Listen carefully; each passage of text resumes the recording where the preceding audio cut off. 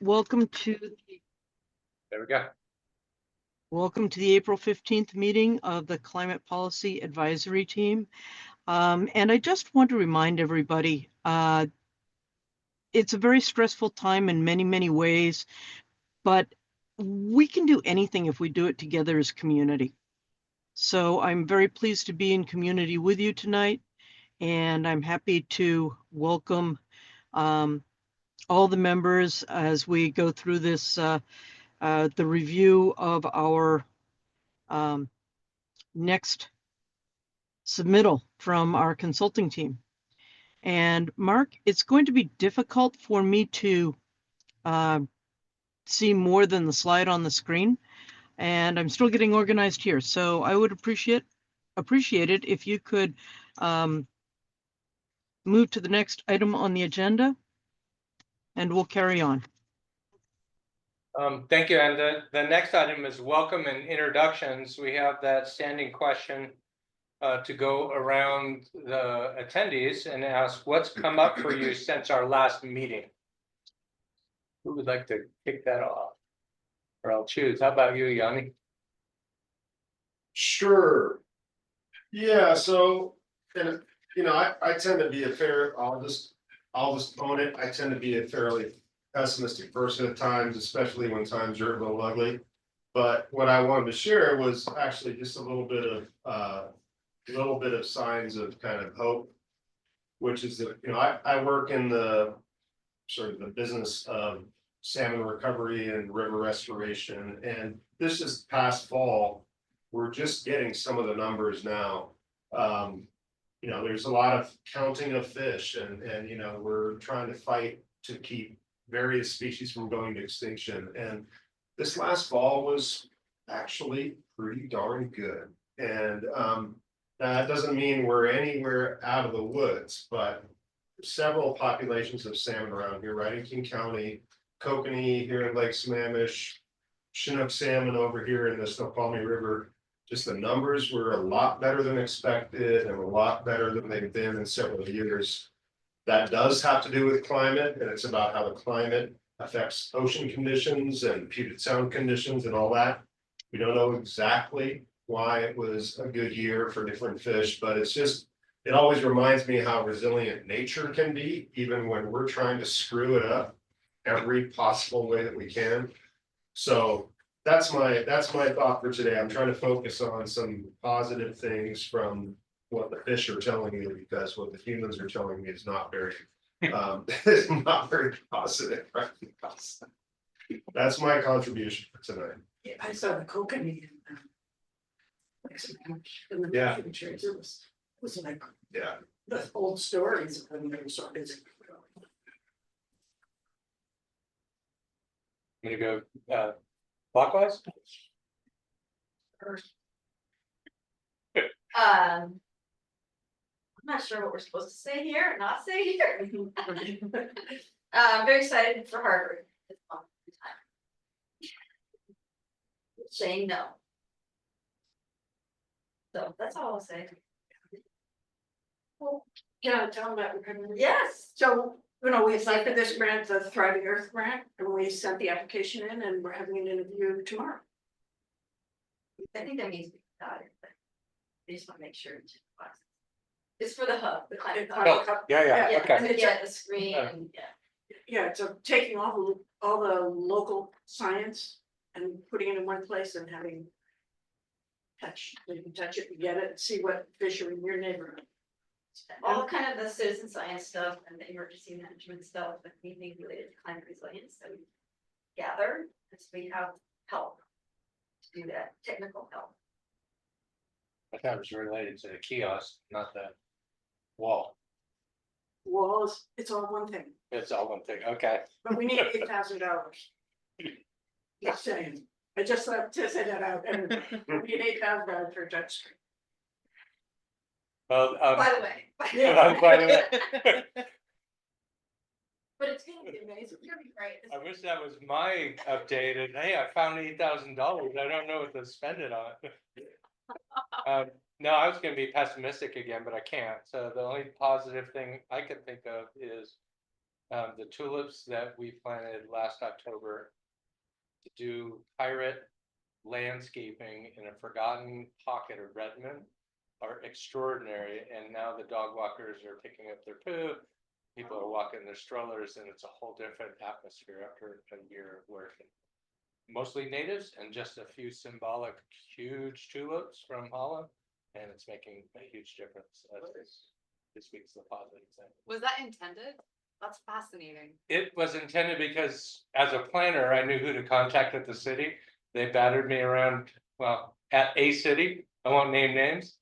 Battered me around all departments. Everyone said it's not us. Finally, someone that I know responded back, nobody on this email chain can help you with your issue. So I did it myself. No, but the idea that if you plant sort of a targeted flower, it deters people from sort of screwing it up. No, I think the cleanup and getting rid of the blackberries and picking up the Oh. trash. Got it. It was overgrown, so it was like a tunnel, 3 or 4 feet wide, and Yeah. the shoulders were just overgrown. Got So it. nobody would go there, especially at night. Now it's wide, clean, manicured, still natural, and a Oh. couple flowers to sign it off. So the intent was overall for that favorable, yeah. Yeah. And now you can see it. Now that it's spring. That's amazing. I don't really have anything to contribute except that I was marveling at the spring blooms. It is so beautiful. The past 2 days and this week has been really amazing. So I'm sorry I don't have anything more intellectual to contribute.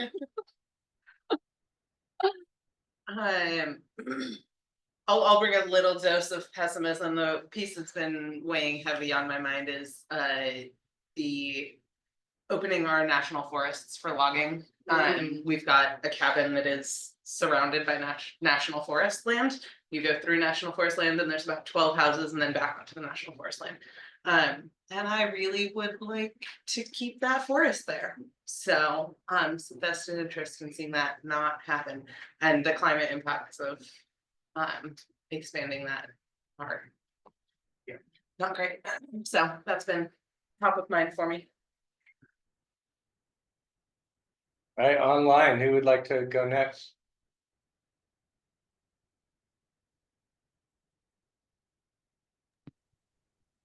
Anne, do you want to go?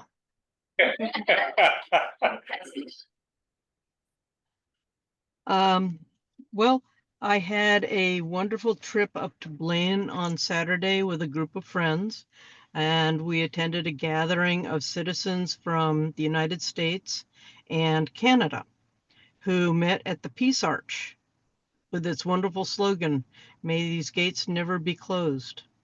And Americans came up from the south and Canadians came down from the north, and we all brought our flags and we shook hands and we sang together and had a lovely day.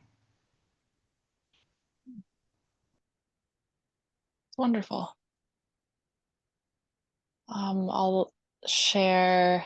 I have really been enjoying the sun and trying to take advantage of the longer days. And last Friday, I even got out for a bike ride after work at 5 p.m. I left my house and still had plenty of time, plenty of daylight to go for a bike ride, and it was such a treat. So that's been bringing me joy lately. Maddie or Marissa? I'm gonna say the same thing. The last time I was at one of these meetings was in January, so a lot has changed seasonally, but the biggest thing I'm noticing is that the sun is still up out the window, which was not the case in January. But happy to be back. Yeah, thanks everyone for having me back here again. I was here in March, and just to echo everyone's sentiments, I think the spring weather, the sun, the daylight has been really rejuvenating. Specifically, I am an early bird, and so being able to wake up and start to see some light early in the morning has been, I feel like very, very peaceful lately. It's been nice. I think that's everyone. So thank you all for sharing. Item 3 is adoption of the agenda. Is everyone okay with what's on there, or suggest changes or motion to adopt? Move to adopt the agenda as written. Anyone second? And all in favor? Anyone opposed? Thank you. Item 4 is review and approve the meeting minutes from March 12th. Any comments, revisions, errors, additions? If not, entertain a motion to adopt. So moved. There you go, second. Second. All in favor? Aye. Anyone opposed? Ayes have it, thank you. Item 5 is public comments. We don't take online comments anymore. We don't have anyone in attendance online. That's not a consultant or a member, and we have nobody in person, so therefore, for the record, we have no public comments.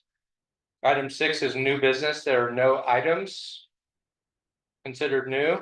Item 7 is old business, starting with A. Cascadia is here to go through a presentation of greenhouse gas inventory results, and then we'll go from there. Please proceed. Thank you. Awesome. Thanks, Mark. Great. So before we get into this agenda topic, just as a quick reminder of kind of where we're going. Oh, and also welcome, David. I saw you just joined online. Thanks for being here. We're just starting our first agenda topic. So I want to just set the stage that tonight we do have a lot on our agenda, and we're really excited to dig into these items with you. We're revisiting the greenhouse gas inventory and VMT discussion with Marissa. We're also going to be hearing from Maddie about the vulnerability assessment and the policy development process. So we're starting to put all the pieces together and work towards the draft goals and policies for the climate element. And so for our first kind of piece of this puzzle tonight, we're going to start with a brief overview of the greenhouse gas inventory report and the summary memo that we sent out last week. So included in your meeting packet was this draft greenhouse gas inventory report, and we're really looking for any review or comments or questions you have by the end of this week, so hopefully by April 18th. And then tonight, I'm just going to walk through very briefly a quick overview of the results. And then if you have any like burning questions, I'll take those back to our greenhouse gas team. We'll get those addressed and incorporated into the report. But as a quick reminder, this report contains the results from 2 inventories: the community-wide inventory, which includes emissions that occur within Lake Forest Park's geographic boundaries, such as from all gasoline-powered vehicles travel that occur within city boundaries, and the municipal operations, which is anything that the city of Lake Forest Park's municipal operations, such as driving from city-owned fleet vehicles and building emissions. So for the community greenhouse gas inventory, the community in whole emitted between 80,000 and 95,000 metric tons of carbon dioxide in the inventory years analyzed, which was 2019, 2022, and 2023. Transportation was the highest emitter across all 3 inventory years, followed by emissions from buildings being the second largest emitter. And then emissions have seen a downward trend since 2019, with the largest reductions occurring from air travel and on-road vehicles. And the report that we sent out has a much deeper dive and more detail on the subsectors that were analyzed, such as a breakdown between electricity, natural gas, and other fuels in the building sector. We also include the methodology and data sources used in those calculations. And then on the municipal side, this analysis resulted in finding of 247 metric tons of CO2 in 2023, with transportation being the highest, and the city's vehicle fleet being responsible for 71% of the total emissions, as shown on the slide here, so that green part of the pie chart. And then other emissions included refrigerant use, solid waste disposal, and electricity in city owned or operated facilities. And then in terms of what this means for policy recommendations and next steps, we are using the results of this report to inform the policy development, specifically for the greenhouse gas emissions reduction element to the comprehensive plan. And so based on both the Department of Commerce guidance and the results from this analysis, we're including a couple different kind of policy areas. One, reducing VMT per capita, expanding electric vehicle infrastructure, increasing building efficiency, promoting building electrification, and reducing landfill waste. And these are kind of you can consider them like big buckets. So these are not the specific actual policies at this point. So we're going to dig into that. As you can see, our next step is to develop and vet those draft policies. We're working closely with Marissa on the VMT related policies, and we're going to talk a bit more about that tonight. And then after we have those draft policies, we'll be modeling emissions reductions from those. Maddie or Marissa, anything to add on this overarching piece before we take quick questions and then dig into VMT? No, you covered it. Okay, great. So CPAT, any like burning questions or things that are coming up for you in regards to this greenhouse gas summary report or this lightning overview I just walked through? Couple of things that were sort of concerning to me, and I am totally not a scientist. And a metric ton of greenhouse gas is a meaningless data for me. I mean, I understand how it's, when we used an image that we got from Creative Commons that showed a picture of a house and then a picture of a metric ton of greenhouse gas emissions. There's some way to make that something that is, I read it and I went blah, blah, blah, blah, blah. Because it just didn't, I didn't have anything to hang it on. So that was one thing that was sort of an issue for me. And the other is the airplanes, the reduction is troublesome because it doesn't make sense to me. I read through it and I said, oh, efficiencies. Well, that was sort of, you would think that Boeing would have said in the last 5 years, boy, we have really efficient fuels now and we're reducing our greenhouse gases. So it has sort of a quality of, and I don't mean that I don't think it's accurate, it doesn't have a believable quality about it. And it's the area when we're out in public, it's the most troublesome piece to talk about. Because we have no control over it, that it's assessed by, it's not really our trips. Isn't it assigned to us on the basis of all of the trips? Mm-hmm. I still find that piece troubling, and just in terms of sort of, how do we talk about it when we're talking about it to the general public, which is our audience. So those were my. Okay. Yeah, Thanks, I'll Sarah. just chime in, Sarah. I agree with that piece. I mean, the way I read the memo and kind of diving into it a little bit was that, you know, the reason the numbers went down so much is based on surveys of where travelers said they were coming from or going to. Right? So people who use SeaTac, there was this head scratching drop in people who said they were either coming from or going to King County. That was the biggest difference. That's what drove the reduction. It went from like whatever the number was, 70% originating traveler from King County to like 52. So this doesn't mean there was a reduction in air travel at all overall. It means that the data suggests that there were more people coming from other places than King County to use CTAC. And hence our piece of it, we just get a piece of King County. So I agree with you that it's really not very intuitive. And one of the things that kind of struck me about the memo overall is that, I mean, after we looked at it 3 or 4 times, I think we kind of remember, oh yeah, this measurement is based on a regional measurement allocated to us. Whereas like the municipal use one is actually looking at Lake Forest Park.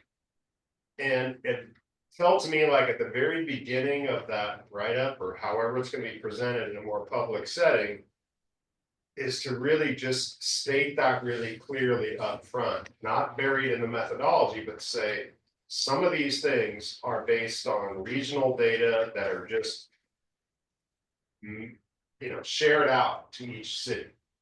And these ones are actually measured or estimated based on our own data, because it's hard to take all these, this one's measured like this one's like this one's actually LFP, and keep those straight. So I'd love to see a little bit of communication at the very front of these write-ups to say, hey, people, this is how we're kind of forced to do these.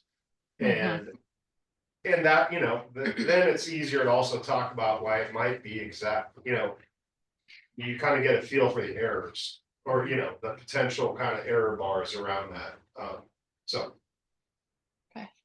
I'll stop there, but I had kind of the same, this is hard to talk about feeling.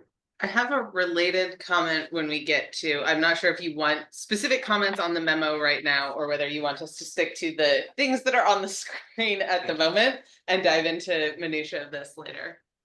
Yeah, I would say feel free to do kind of general comments or questions now. And if you have specific comments on the memo, please send those by email. We'll take maybe 5 more minutes and then we'll shift over to Marissa's presentation on VMT. I'll send this in writing. Since it's related to the comments that have just been made. It shows up in both the summary you just gave and in the executive summary. The sentence emissions have seen a downward trend since 2019, with the largest reductions from the transportation sector.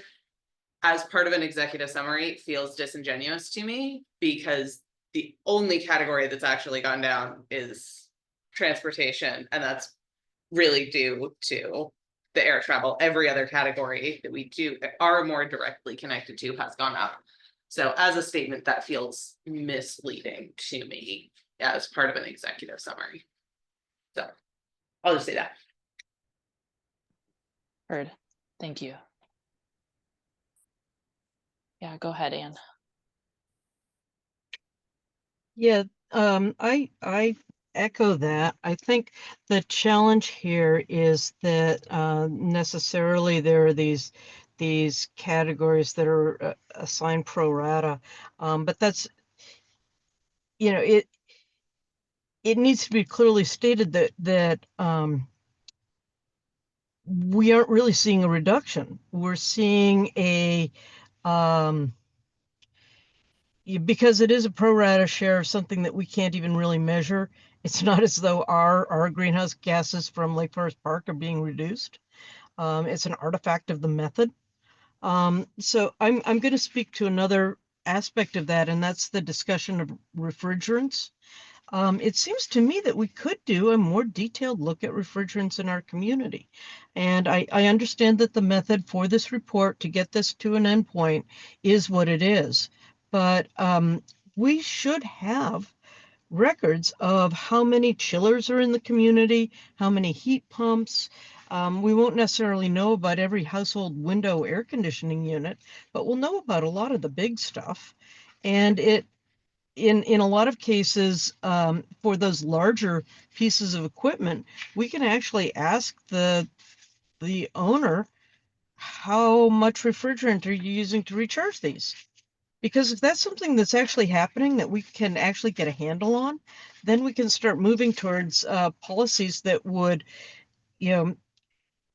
push people who have this equipment to modernize it so it doesn't have leaks, or work with our legislatures to develop programs to address that.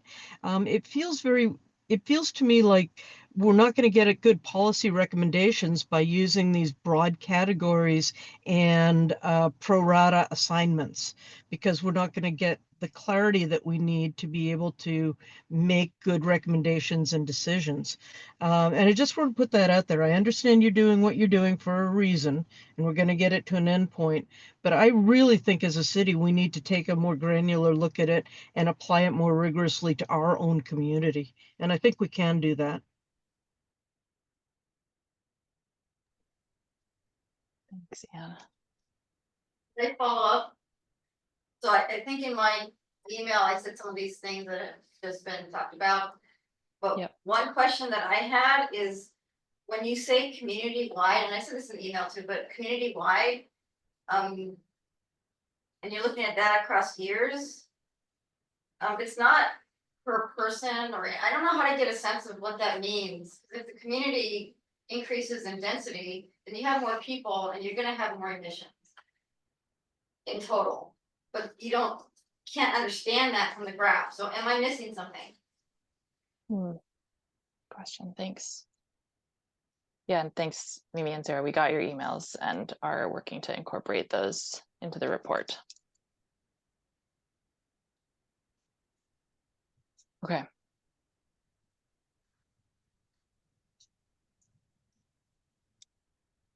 I don't have the answers to your question. I'm just taking detailed notes, so thank you for that. In the executive summary, there is a per capita breakdown, but it's very minimal. That's Yeah. per person. Yeah. Yeah. Great. Which it's Okay. I must have misunderstood you then, because it sounded like you were hoping for that breakdown. Well, community-wide on some of the other figures. Yeah. So you can So having more understand. per capita throughout Yes. and not just community-wide. Okay. Yeah, so it exists, the Yeah. information exists, like census data or whatever it is. Yeah. But I don't know how you do that either for buildings, or you just have to class, so anyway, I know it's complicated. Great. Okay. I think if I may just make one comment real quickly, it seems to me one of our challenge. I'm reading this book on chaos, and quantum mechanics, and one of the challenges is defining what chaos is. What are the parameters? And I think one of our challenges is that a lot of this data, yeah, we can pinpoint specific data for Lake Forest Park, but overall the impacts of climate change really are statewide, they're nationwide, they're regional wide. So we've got to start somewhere in creating parameters on how we talk about how policy can impact not only Lake Forest Park, but really the region, I suspect. Sounds like an interesting book, David. Yeah. Yeah. Well, it's all about how do we talk about all this chaos or this bigness in this universe.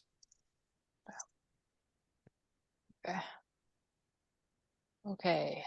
Thanks for taking the time to just share those thoughts, y'all. And please feel free to email any additional thoughts on the memo. And yeah, we welcome your additional input, and we'll look forward to getting that finalized. But I think with that, I would love to shift us into the discussion with Marissa on the vehicle miles traveled reduction strategies. All right. Well, I will go ahead and get started here. Thank you everyone for having me back and for providing such great and thoughtful feedback at the March meeting. We were able to incorporate a lot of that feedback into our analysis that we'll be talking about today. Next slide.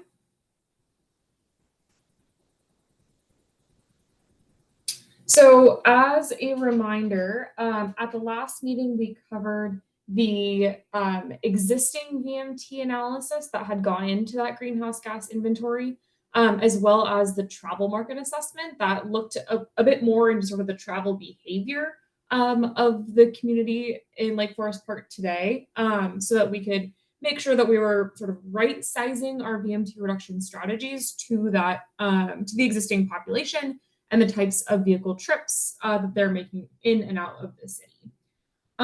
So today, what we're going to cover is a shorter presentation than last time, but we have quantified the expected VMT reduction from the strategies that we discussed at the March meeting from the Climate Action Plan, to understand how big of a VMT reduction the implementation of those strategies could get to.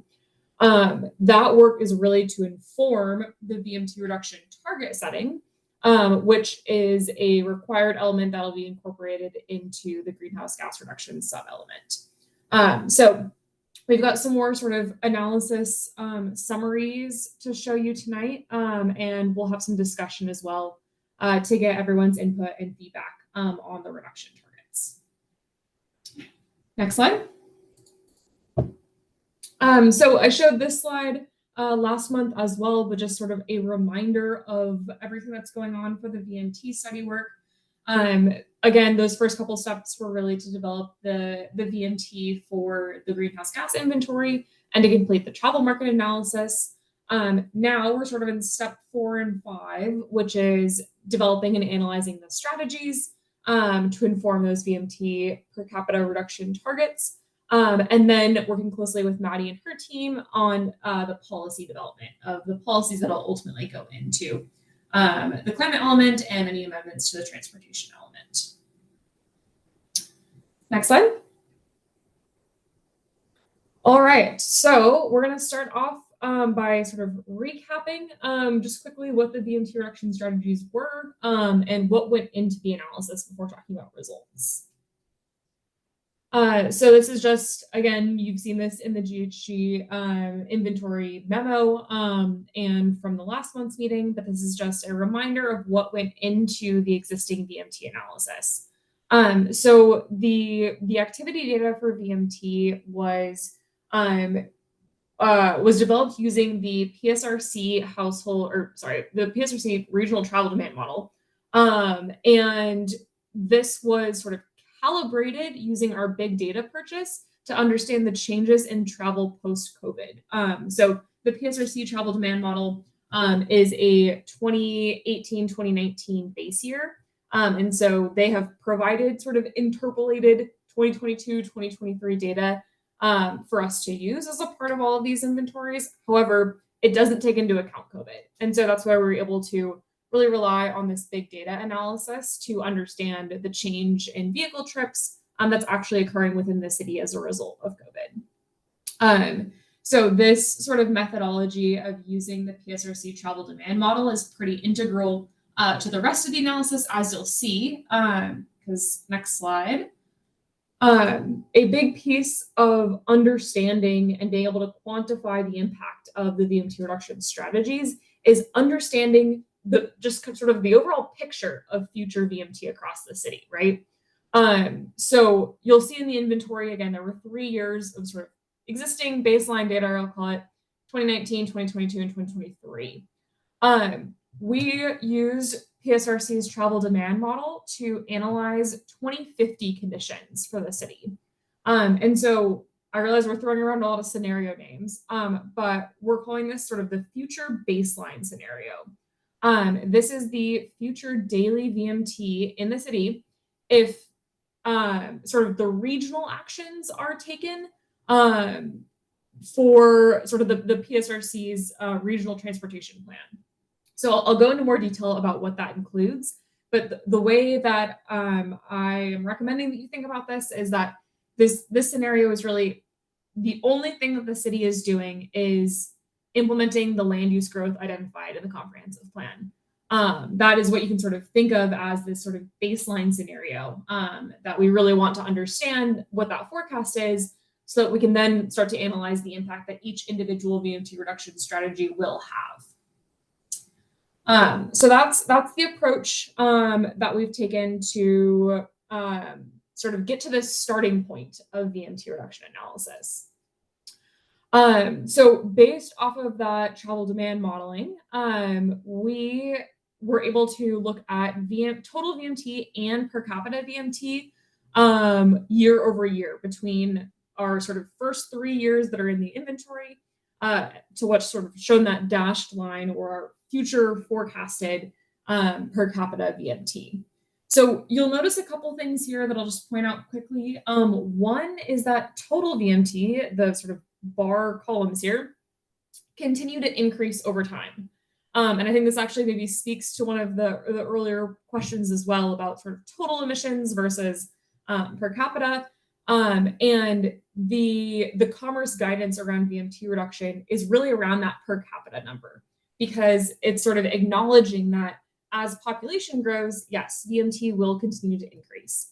However, what we want to focus on for sort of our climate and sustainability goals is per capita VMT, because that's really the indication of what are people's existing travel behaviors in terms of how much are they driving overall.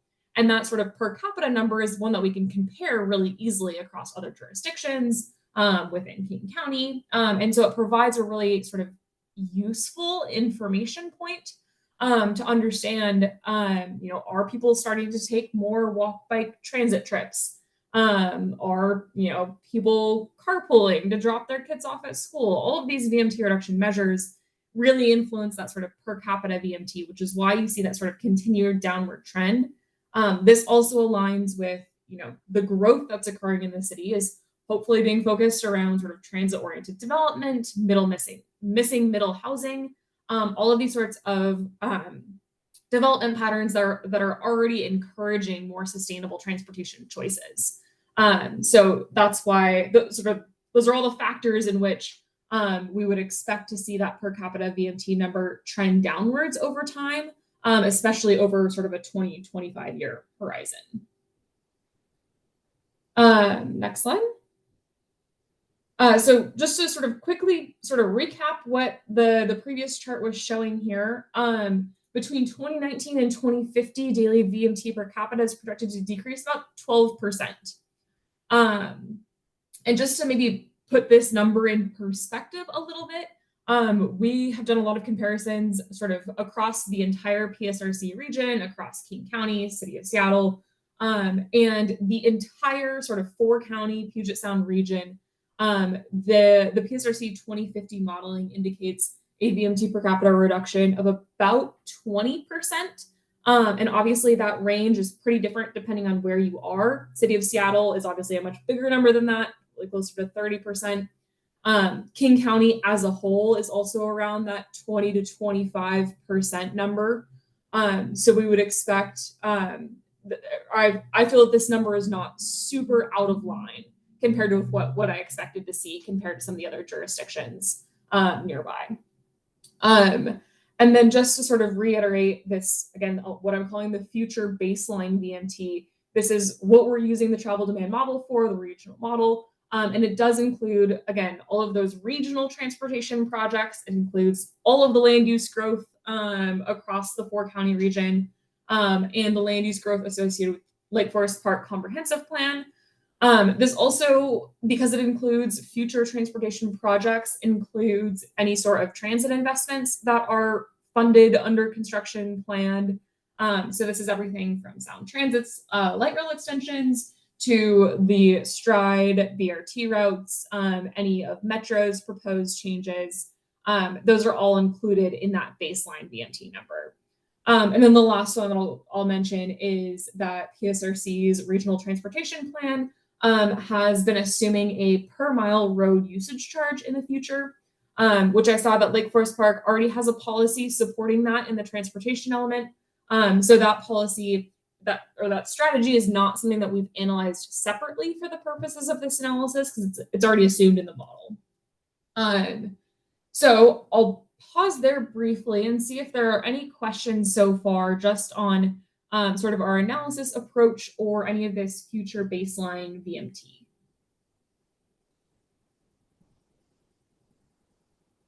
Explain to me again, when you're talking about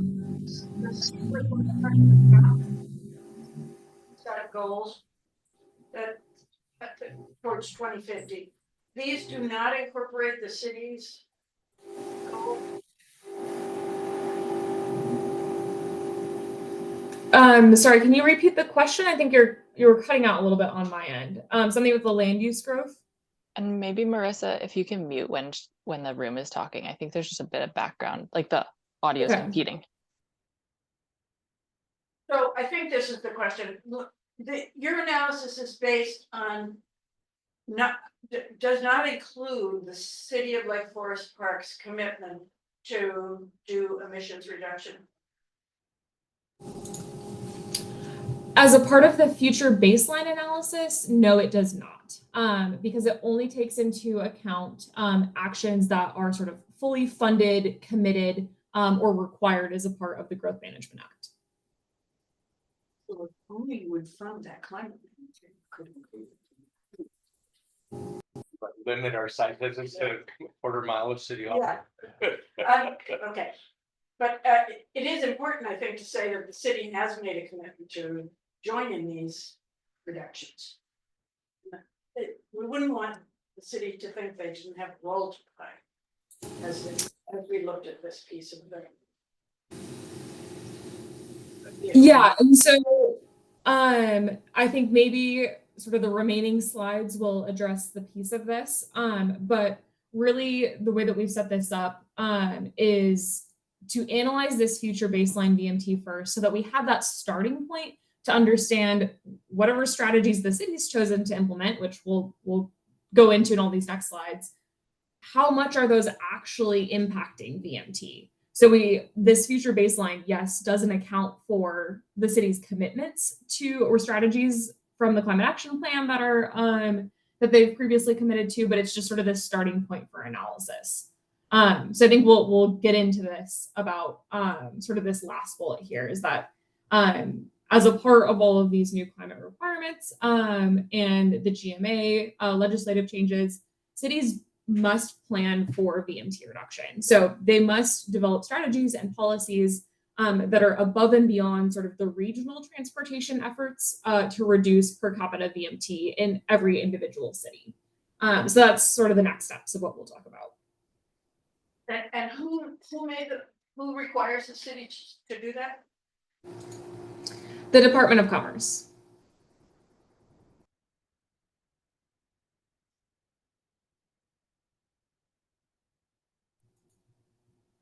All right. I will then kind of keep going through here about the analysis of the strategies. So we walked through these at the March meeting, but our sort of approach here is to quantify the expected VMT reduction from the strategies that were already adopted in the climate action plan. Since those are sort of the strategies that are the most fleshed out, they've already been adopted as a part of the city's previous planning efforts. And so our sort of next slides, we'll talk about what those are and then still some sort of remaining policies that will be considered. But just to maybe preface a lot of this analysis, we will be showing sort of the expected VMT reduction from all these strategies really as sort of a combined number. And the reason for this is that VMT reduction strategies are very interdependent. Their effectiveness relies on complementary actions. So for example, I think the strategy that we were talking about at the last meeting was about sort of mobility hubs and micro mobility centers, potentially at the town center, since that's an action in the climate action plan. And that's a great action for VMT reduction. However, people are really dependent on being able to access that sort of micro mobility hub outside of the vehicle in order for the VMT reduction strategy to have an impact. And so if we're not sort of in coordination implementing some of these supporting actions, like developing a safe pedestrian and bicycle network, improving some of the safety of access outside of the vehicle to those types of locations, we're not going to see the full intended impact of those strategies. So that's maybe just to preface why we're not going to be showing sort of individual numbers for every type of strategy, and to really emphasize this piece that the greatest impacts are really achieved when these strategies are implemented together rather than in isolation. Next slide. All right, so I'm not going to go through all of the text here, but I know that everyone has these slides so they can look through in more detail and provide comments and questions over email. But the strategies that are listed on the left here are, again, the ones that were identified from the Climate Action Plan. So there's both these sort of land use policies on encouraging transit-oriented development, as well as more infrastructure-based strategies around implementing and constructing the projects from all of the safe streets, town connections, the safe highways plans that have already been developed. And then some more strategies around sort of secure bike storage, mobility hubs at the town center, collaboration with nearby jurisdictions for some shared use e-bike or scooter programs, and then just sort of more transit options for people to access light rail, such as expanding the existing MetroFlex service area. So again, I won't go into all of these sort of assumptions around here, but we will be welcoming comments and feedback via email. So happy to dive in further if anyone has any specific questions. Next slide. And I see that there's a hand up. Go ahead, Anne. Yeah, thanks. If you could just go back one slide. The very top row, the context and assumptions of 50% of land use growth assumed as transit-oriented development over the comprehensive plan horizon. What land use growth are we talking about here? Yeah, good question. So that is, I think we had those numbers back on an earlier slide. But the comprehensive plan, I think the land use growth targets for the city are around 800 to 900 new households and about 500 new jobs over the next 20 years. And so as a part of our analysis, since we didn't have sort of specific direction about where that land use growth would be allocated, we have assumed that 50% of that would be concentrated in transit-oriented development around sort of the Stride BRT stations.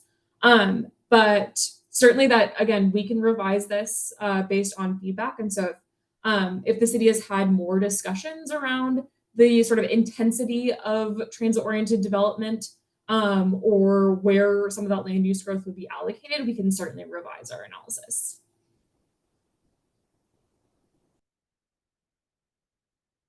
The short answer is we have not. The keywords are above the comprehensive plan horizon. I could summarize that as middle housing, infill, ADUs, duplex, preserving critical areas, which means the only remaining areas possible are along State Route 522. So it's a pretty safe assumption that 50% of it will go in the Southern Gateway. And I will never say this on tape, Town Center. In 20 years, I may say that on tape.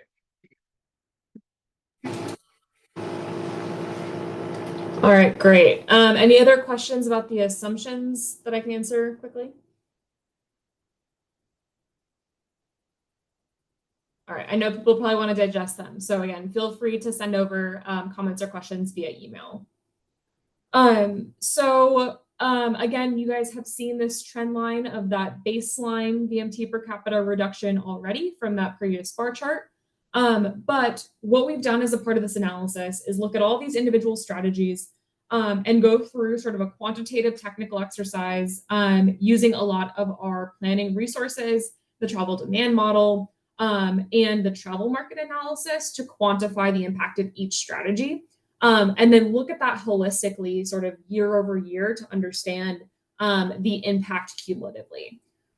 So that sort of baseline number, the VMT per capita reduction is about 12%.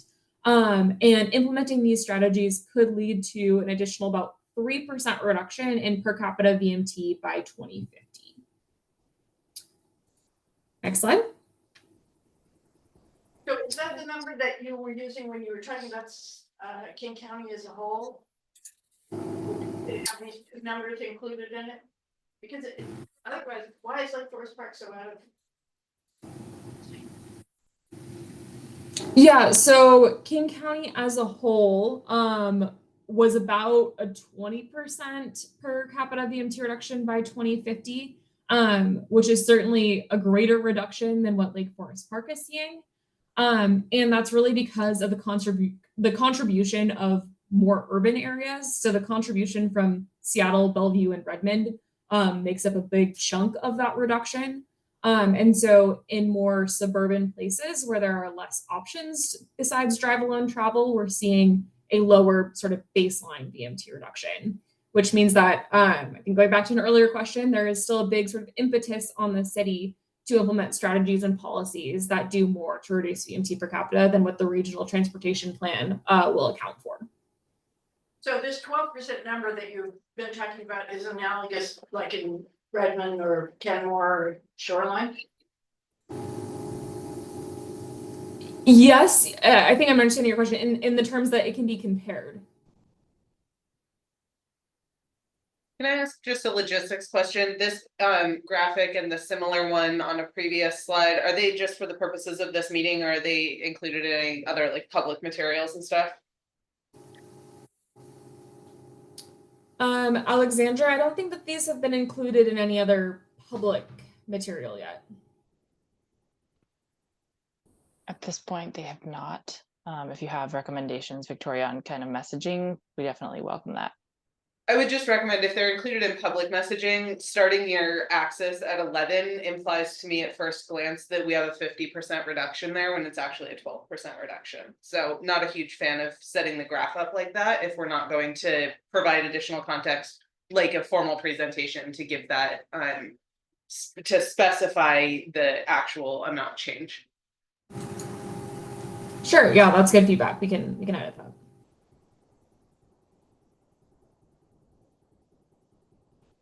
All right. So just to maybe go over a little bit the scale of each strategy's contribution to that overall VMT reduction. This maybe is not super surprising, but the biggest driver of VMT is land use.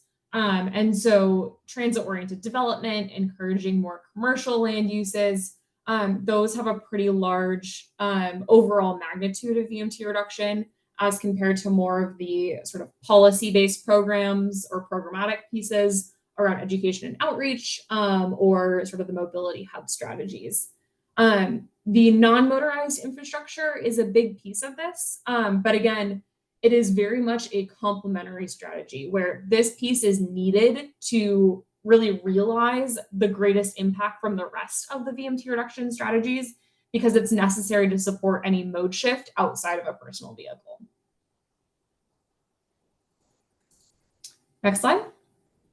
And we briefly went over some of these at the March meeting, but a couple of the other recommendations that could come out of this is to reduce parking requirements. I know that there's already some policies that we've been reviewing as a part of the audit around safe routes to school programs. So really just sort of bolstering that education and outreach component that was flagged in the climate action plan. The micromobility centers, potentially at locations outside of the town center. And then this continued advocacy for the statewide road usage charge, which again, a lot of these are already policies that are in the transportation element that we'll be recommending be sort of combined, condensed into the climate element as well. City has a program in which they haven't yet implemented called Healthy Streets, where they would close off a certain number of streets to anything except local traffic. Is that included? Would that be included in something like this?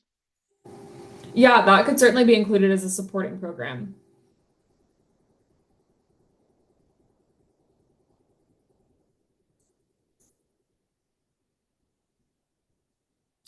All right.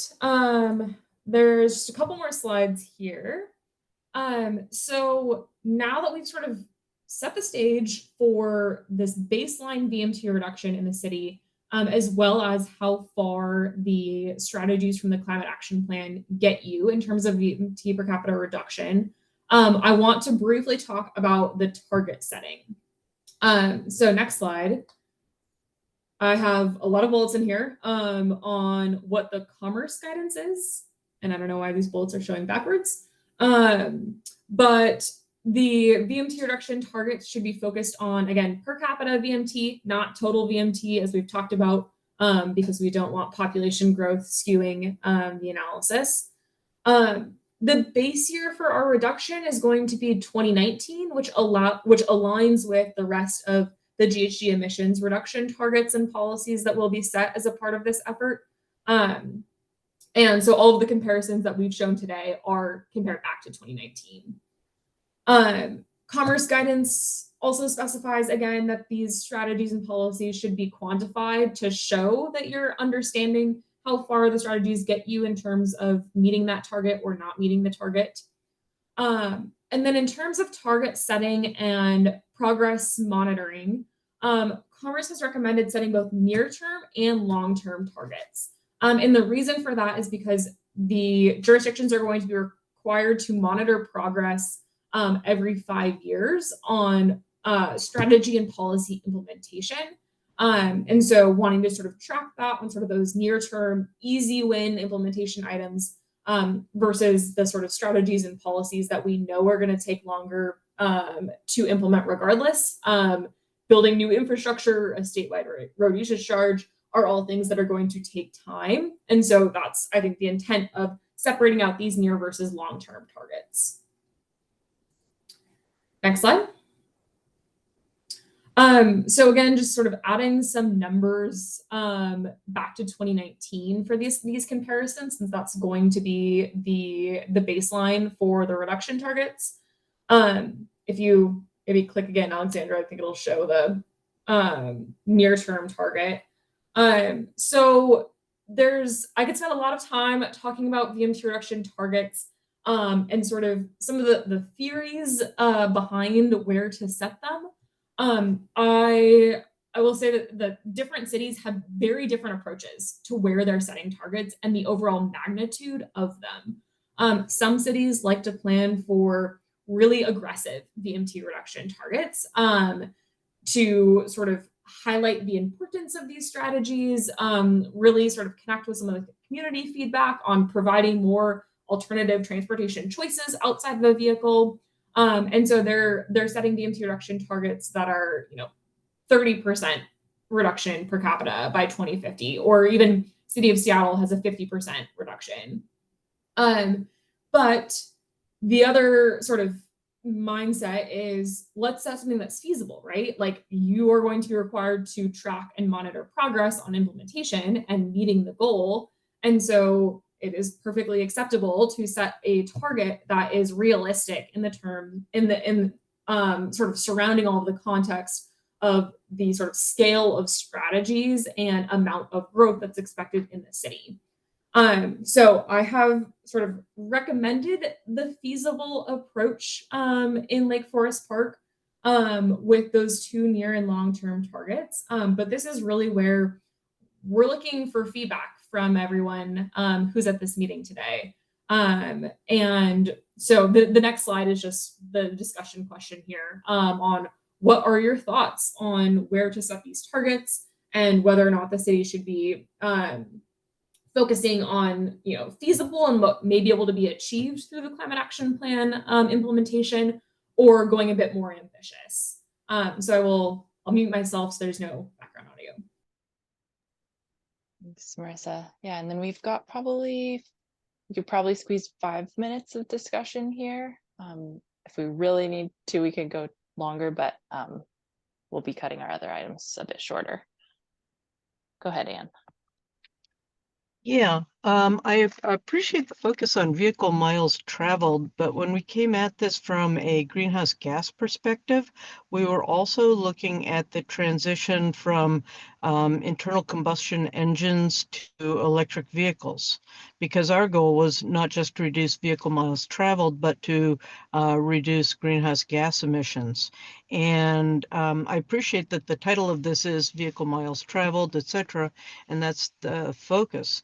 But I just want to remind everybody else in the room that we're also looking at moving that transition piece, getting people to adopt electric vehicles where we can, understanding the financial commitment that's involved. Yeah, I like the approach that's taken of a manageable, reasonable reduction of vehicle miles traveled that is something that we can achieve by improving our bike and walking access through the city. As somebody who's up at the very north end of the city, town center isn't anywhere near the center of the town. And getting there safely from my house is a lot easier in a car than it is on a bicycle or by foot. So I love the approach of embracing improved safe streets projects and extending those up, not just immediately around town center, but to the periphery of the town where the streets really aren't safe, or a lot less safe. And I also give a nod to Sarah's reminder of the traffic calming measures that can be implemented by making streets neighborhood oriented and not thoroughfares. Thank you.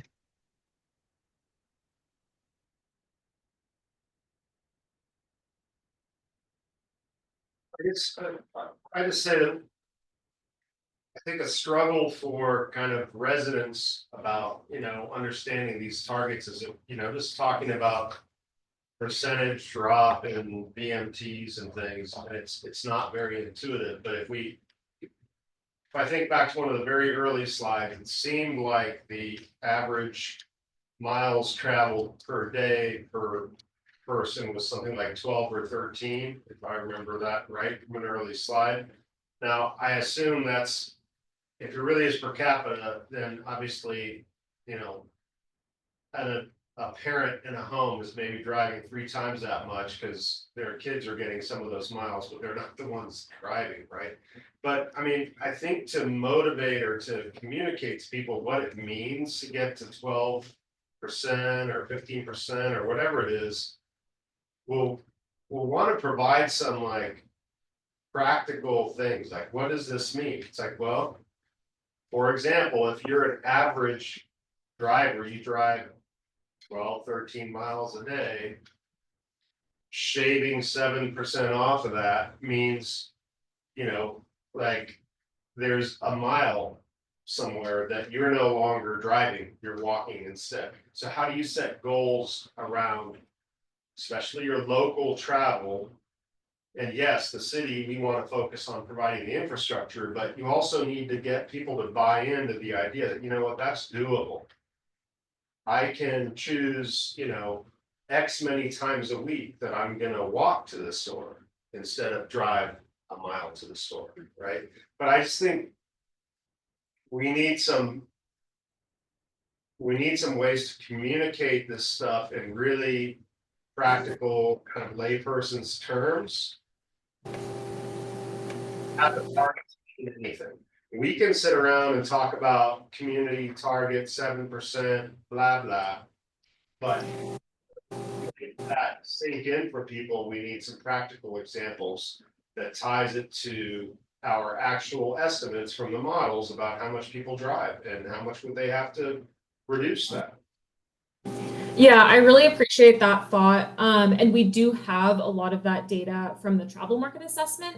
So one of the things that we've done in other communities is sort of show like that sort of quantification of this many trips right now are taken in a personal vehicle. What does that look like in the future? How many trips are via walk, bike, and transit? What are the goals, and how does that translate to an average person?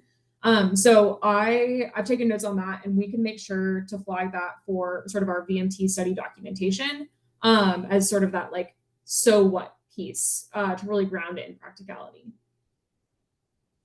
And I would. I'd like to go back to Anne's.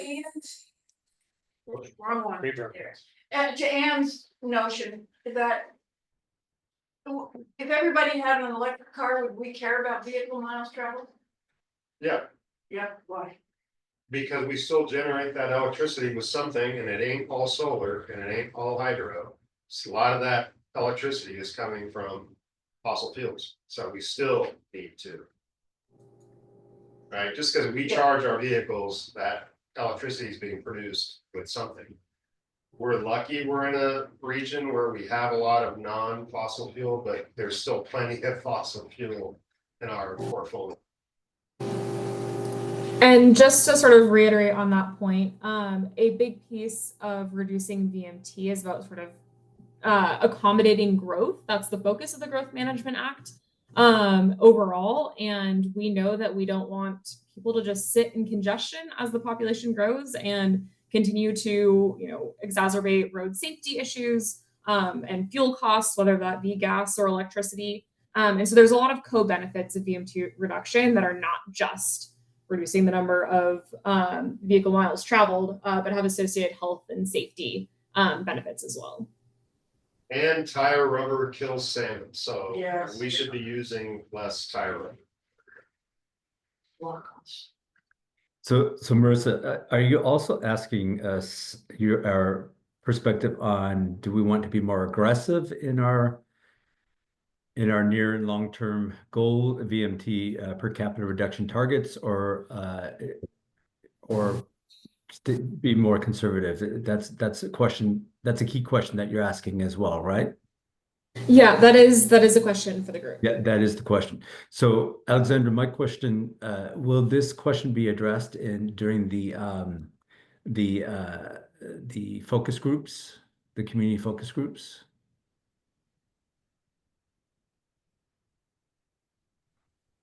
No, in terms of No, okay. in terms of specific like policies. In terms of near and long-term per capita reduction targets, like, what's the community, what's the appetite of the community in terms of?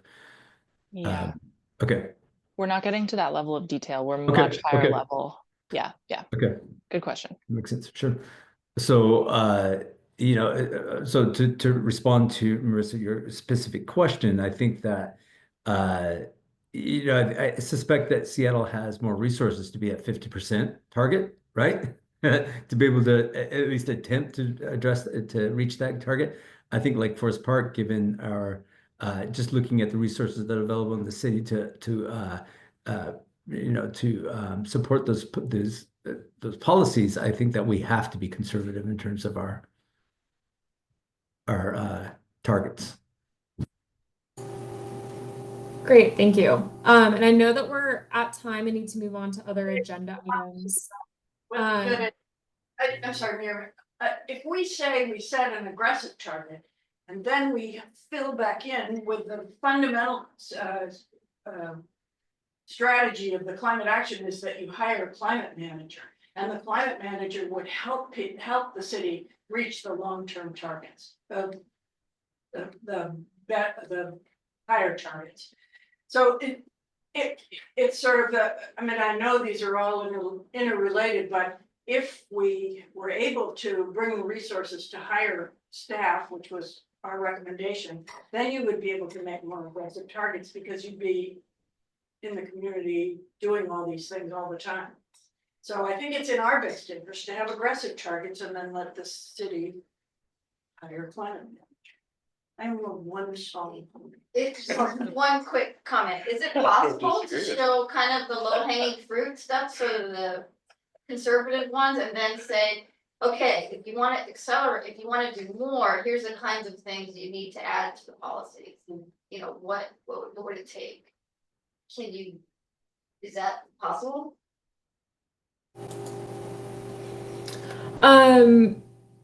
Yes, I'm not sure if we have time to get that far for sort of the GHG reduction documentation piece. But we certainly do have a sense from the analysis of the scale and magnitude required to go further. Again, because this is all per capita, a lot of it is land use growth. And the amount of dense land use growth that you're accommodating, the lower your VMT is going to be right off the bat. And so we can certainly highlight some of these things that the city could certainly do more of if you want to sort of set this like manageable target and then also provide this like what next. We could frame it that way. So yeah, open to feedback.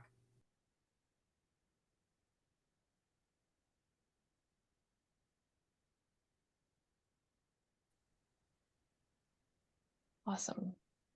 Thanks, Marissa. Any final thoughts on next steps here before we shift over to policy development? And I'll just reiterate that happy to talk more about the analysis methods targets via email if people want to send over comments on the slides. We are developing VMT reduction policies in coordination with Maddie's team. So I know that staff will be seeing those policies soon. So those do sort of just translate to the strategies that we've been talking about today, but obviously the target setting piece is not a portion of that policy review.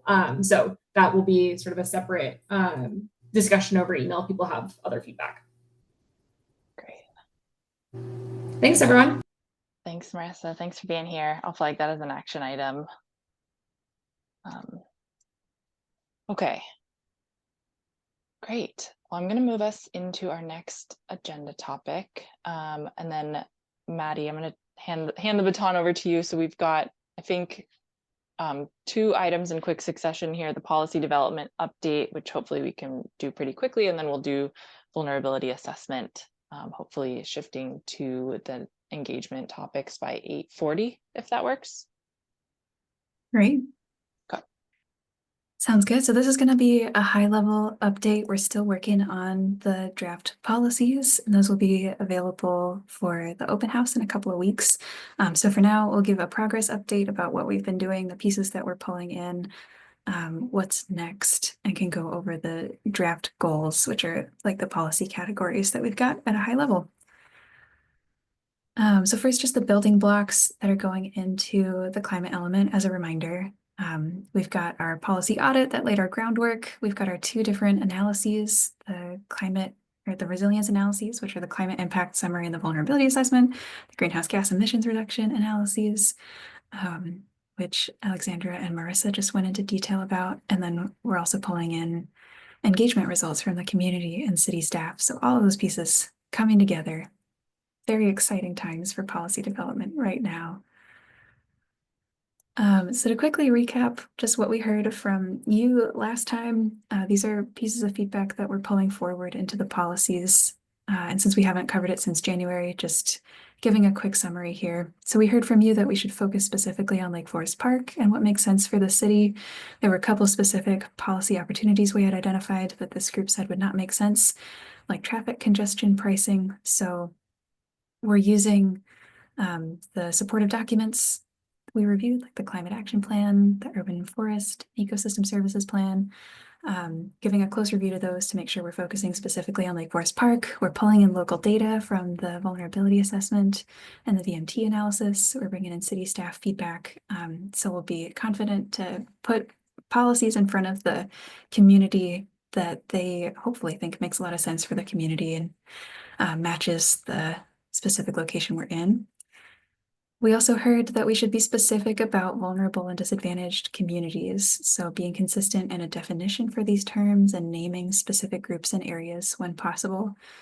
And naming specific groups and areas is really possible through the vulnerability assessment, which is letting us know which specific assets, areas, communities are most at risk for different climate impacts.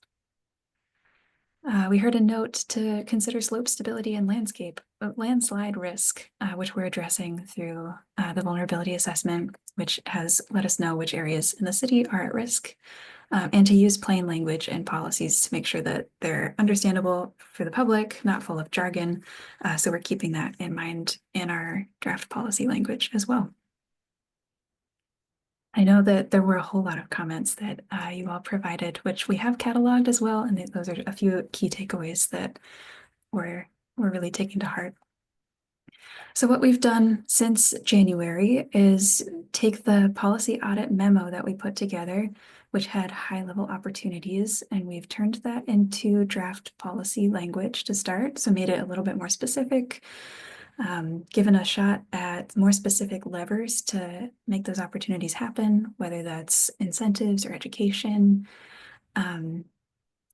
We then took that draft policy language and we crosswalked it with a few different sources, starting first with the Commerce menu of measures to make sure we were aligning with Commerce guidance and meeting their recommendations and requirements. Then again, crosswalked with the supportive documents that we included in the policy audit, which included the climate action plan, the legacy 100-year vision report, the urban forest ecosystem services and values report, the parks, recreation, open space and trails plan, safe highways report, and safe streets reports to make sure that we were aligning with those, building on them. And we also referenced some work that we're doing in peer cities in King County. And county level work as well to make sure that if we were listing partners, they were real county level partners and we were leveraging ongoing work. We also met with Drew Epping and Councilmember Tracy Furutani about tree canopy priorities.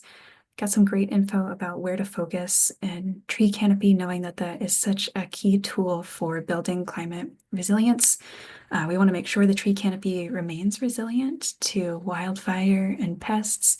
And it's also a tool to reduce greenhouse gas emissions through passive cooling, making sure that walking and biking routes are comfortable and things like that. So got some good ideas. And finally, bringing in findings from the VMT analysis, climate vulnerability assessment, and community survey. So it's been an action-packed couple of weeks for us as these results have come in from these different analyses. So where that brings us now in this graphic, there's a lot going on in the next month. We're at the very first purple box.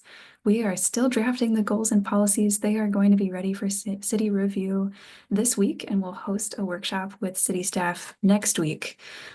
So really looking forward to getting their feedback. It'll be their first look at the policies.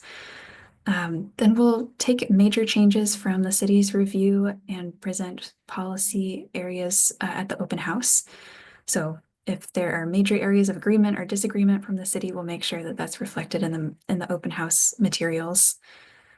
Then we'll keep things steady. That'll be your opportunity at the open house and between May 1st and 14th to get that initial look at the draft policies as well. And we're looking forward to talking that through with you at the May 14th CPAT meeting. Then we'll revise based on what we heard at the open house and from you all at that CPAT meeting. And we'll come to you at the June CPAT meeting with a full draft climate element, including revised goals and policies. And then we'll do any final changes to the goals and policies for the draft that Commerce will see of the climate element due June 13th. So we're excited to have these milestones in place. We can really see towards the end of the project, it is going to be a set of quick iterations on these goals and policies. All right, and here is a quick first look at the draft goals that we're looking at. So these are the categories of policies. We've got about 3 to 5 policies in each category right now. And we'll work with city staff, Marissa, community to continue to prioritize. So for resilience, we're looking at managing drought and flooding, preserving and protecting Lake Forest Park's water resources, strengthening emergency response systems to climate hazards, using an environmental justice and community well-being lens with respect to climate risks. So that's about equitable access to nature and tree canopy, workforce development and job creation, enhancing community resilience to wildfire smoke and extreme heat. And for greenhouse gas emissions reduction, it's clean energy and energy efficiency in buildings is a big topic, facilitating a transition to electric vehicles through charging and education, reducing driving, enhancing alternative transportation options, promoting development and land use planning that advances greenhouse gas emissions reductions. That's another piece of VMT reduction and resilience as well, but we decided it lives a little bit more cleanly in this section under GHG emissions reduction, and reduce landfill waste, especially organic waste. And so far we're seeing that these topics match the opportunities that we identified. They match the greenhouse gas inventory results that Alexandra presented, the VMT analysis results, and quite a lot of them are also supported by the vulnerability assessment generally. We're also using the vulnerability assessment to add some nuance, useful nuance to these policies, and supported by the survey. We got a lot of great results about what folks are concerned about, the policies that they'd like to see, hundreds of open response answers that we're working on sorting through. And our immediate next steps, recapped these a couple of slides ago, but just to put it in writing again here, we'll send city staff the policies this week and host a workshop next week, incorporate major changes into the open house content. We'd love to invite you to join the open house on May 1st to provide input on the policy topics. And then we'll also bring back the full draft language to you at the May 14th meeting with an opportunity to review ahead of time.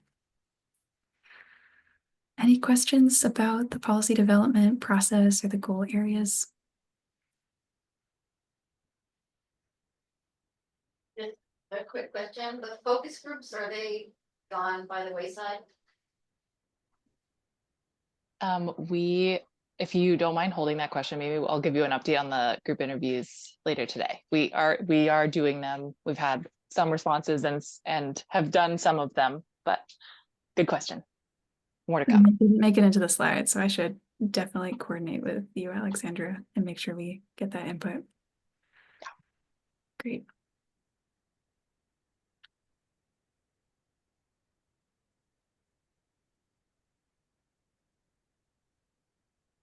Other questions about policy development before we shift into the vulnerability assessment?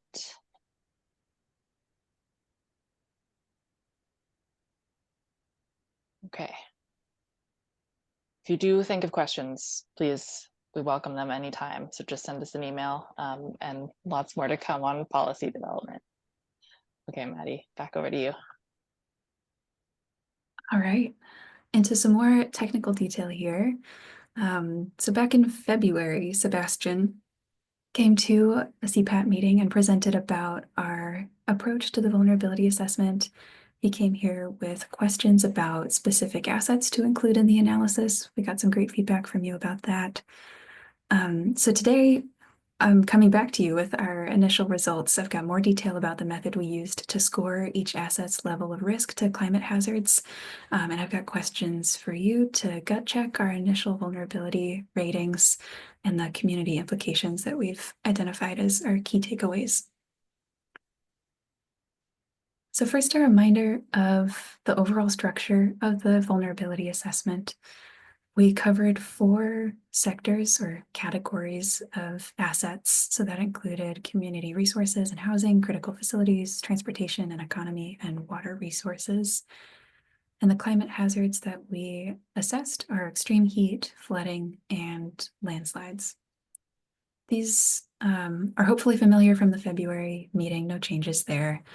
Just a reminder that we assessed these because they were the ones we determined to be most relevant to Lake Forest Park based on the climate impacts summary and the data we referenced there, as well as the risks that were more likely to be meaningfully differentiated across the community. So wildfire smoke isn't there, just since there isn't a lot of variability across the community.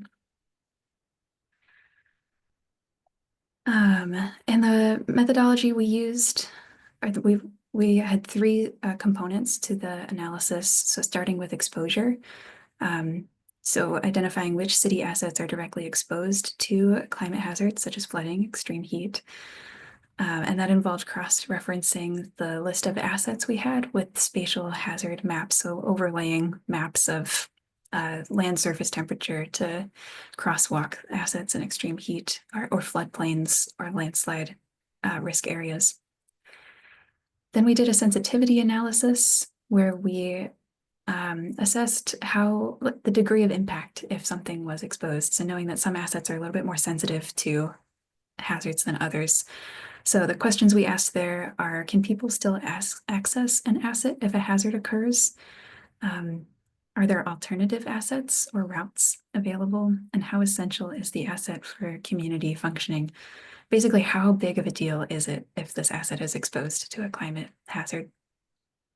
So each asset has a sensitivity rating for each of the climate hazards that we assessed. And then we looked at community implications, where we look at the broader implications for the community of impacts to each of these assets. And we zoomed out to ask, what does this mean for people's lives, public health, equity implications? For example, if flooding frequently disrupts bus routes in low-income neighborhoods, there might be impacts to job access, healthcare, food, and school, exacerbating existing inequities. So taking I'll look a little bit more qualitatively about potential impacts there. And a reminder about the assets that were on our list to assess. And this list was developed with your input as well. I think we added power lines, adult housing, third place commons, sewer lines, and a few others based on your input. So we took that list of assets and then we vetted it based on the data available. We vetted it by asking these questions. Does the data exist within Lake Forest Park? What's the relevance of this indicator? Everything was on our list because it was relevant to a degree, but sometimes the data set wasn't exactly as relevant as we were looking for. What is the data availability and quality? What is the spatial resolution? Is it granular enough that we can really tell what's going on across the city? And how meaningful is it? And if the data wasn't fully available to spatially assess each asset, if it failed any of these questions, we've still covered the topic, but we included it in the qualitative community implications piece of the narrative so that we still recognize that there are impacts that we can talk about generally, even if we can't map them across the city. So that led us to this table. There were a few that didn't quite make the cut. We couldn't find a good data set that accurately represented adult housing in the city. For power lines, only a very small segment of transmission and distribution lines ran through a small corner of Lake Forest Park, and we weren't clear on jurisdictional control there. Small businesses, that data wasn't really available in zoning partial data and didn't seem representative of current small businesses in the city. For stormwater facilities, after talks with King County Stormwater, we couldn't verify pump station locations in the city. And for reservoirs and water storage, we talked with Lake Forest Park Water District, but could only confirm the location of one reservoir. So we weren't confident that the data would be reflective of actual exposure across the city. So we removed those from the list, but we have included them in the community implications because we do know that there are impacts there. So what we did with the assets that we did include, this is a wordy slide, and I apologize for that, putting in a bit of detail here. But basically for each of the climate risks that we assessed, we assigned it a high, medium, or low exposure. And this was so that we could be consistent, which is really important for a qualitative rating system. So we've defined what high, medium, and low exposure looks like for each of these areas. We defined buffer zones. We took a look at our temperature, land surface temperature, and took a look at the statistically significant levels that they used and kind of defined which ones we were going to define as high, medium, or low, and kept that consistent. Took a look at floodplains to map out as high, medium, or low.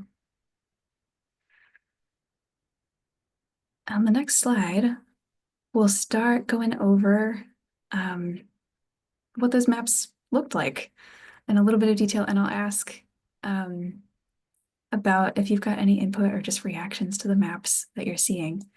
So to give a little bit of overview about this map, this is a map of FEMA designated 100-year and 500-year flood zones within the city limits.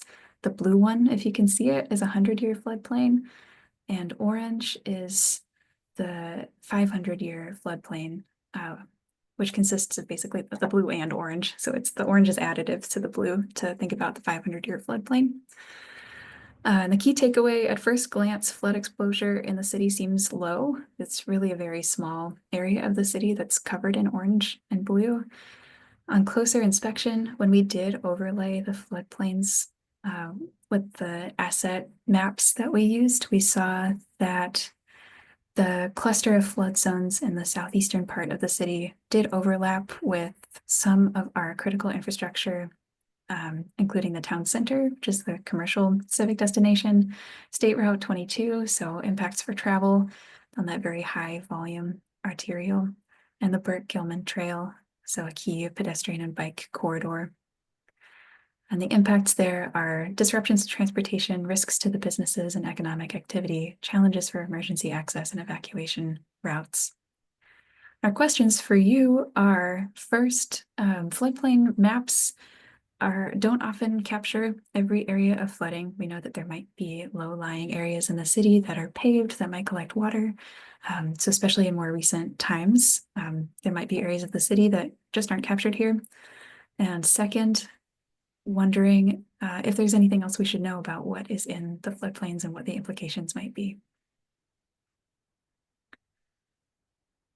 I might chime in that for some of the risks we're talking about that we might refer to as flooding, it's really not about the map floodplain. Map floodplain is about inundation. It's about areas that are underwater at a certain type of event.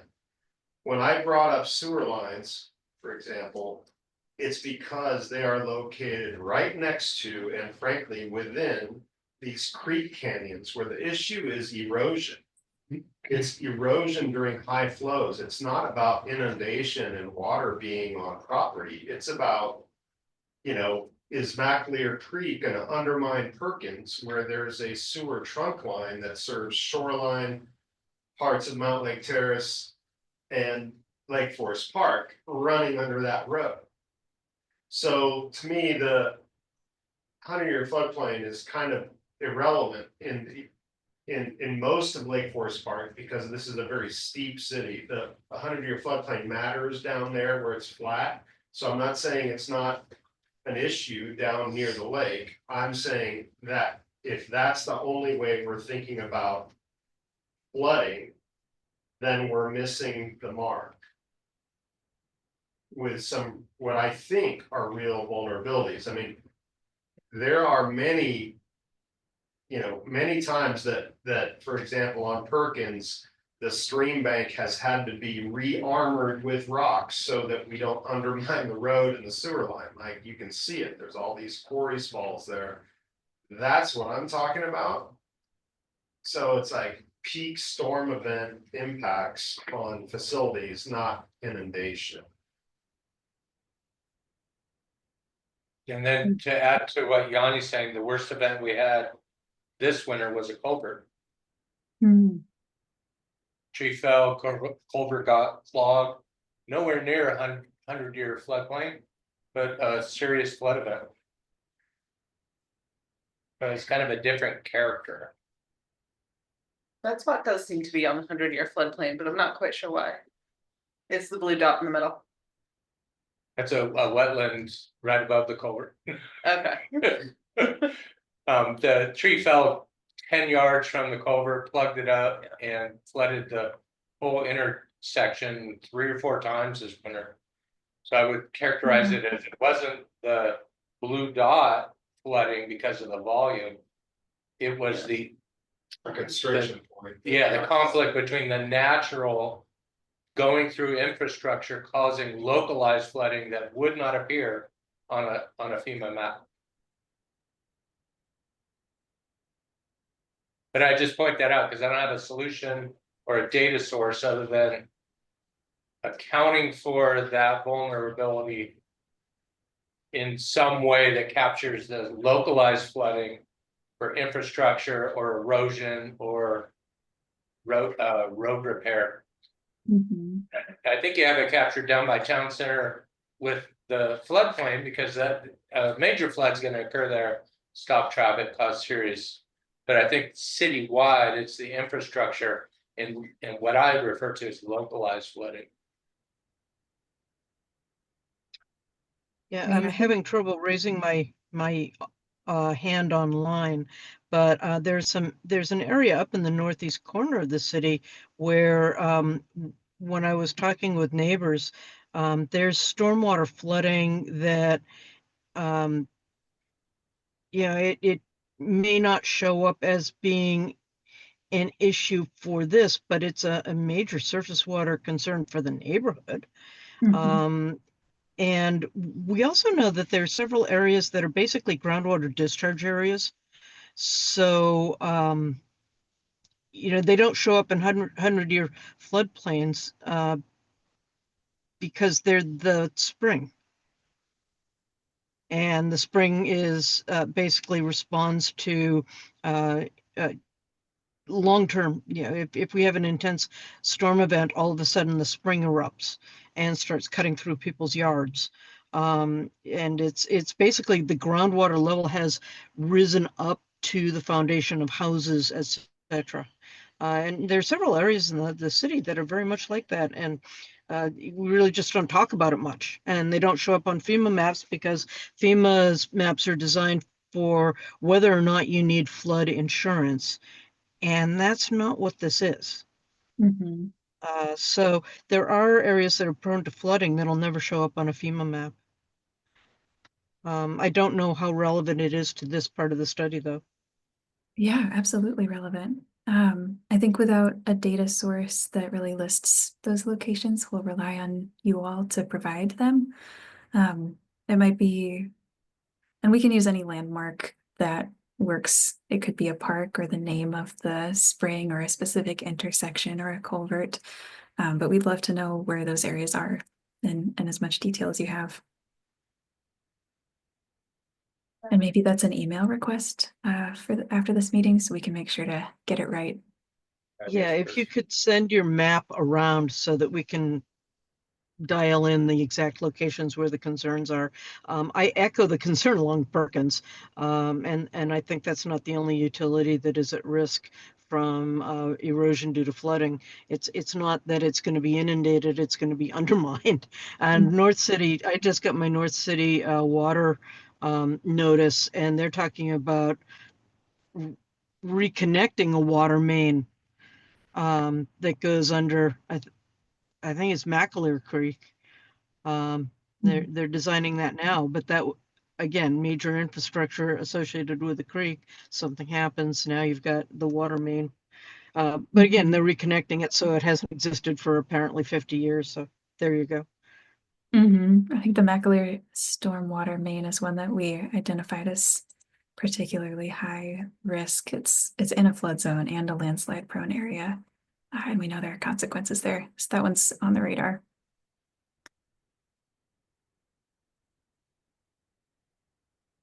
But thank you. We'll send out this map, and thanks for providing those specific locations that are not there. Okay, great. And then we have two more maps. I think, Maddie, do you want to focus on these last two maps before we shift gears? I think Sorry, so. Yeah, I think these will be a little bit quicker. We'll just go through extreme heat next. And this one, this is a Landsat map that shows surface temperature from 2023 data, and it's broken out temperature differences into statistically significant layers here. So it models heat severity across Lake Forest Park with darker red areas indicating severe urban heat or significantly above the summer 2023 land surface temperature average for the city. Lighter yellow areas show mild heat, which are at or mildly above the average. So the key takeaway, as you can tell looking at this map, is that heat impacts are not evenly distributed across the city. The southern and eastern areas have higher levels of urban heat, likely due to impervious surfaces, limited tree canopy, higher density development. Definitely see that the 522 corridor is highlighted in red there. Northeast and southwest zones also have significant hotspots. So they're spread a little bit throughout the city. And basically, yeah, our key takeaway, populations living in or near these areas, especially seniors, children, people with existing health conditions, and others that we know are more vulnerable to heat, face higher health risks. Heat stress also compounds other issues like energy costs, mobility, the way people travel around the city, and access to cooling infrastructure.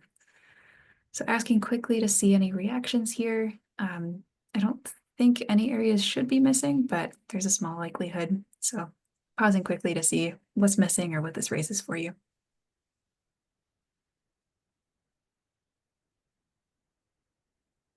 I think it points directly to the importance of tree canopy. But isn't that big blob on the top of the reservoir? Yeah.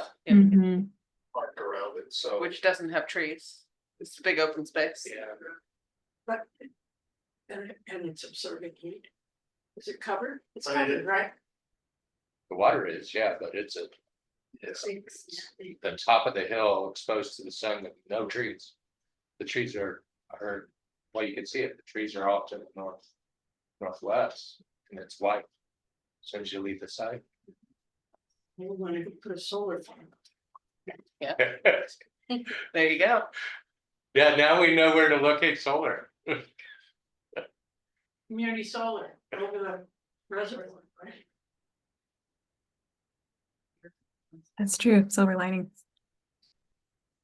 And what is the, why is that on the right-hand side? What is that? That's so red.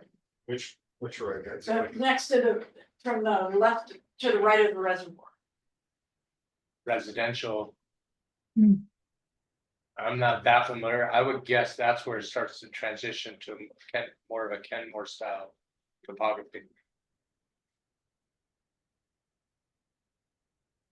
Yeah, that surprises me a little bit too, just because that's actually the slope starts dropping, it's facing east, so it's not actually getting the worst of the west or south aspect. I'm surprised that it's so hot up there, but I'd have to look at it more closely.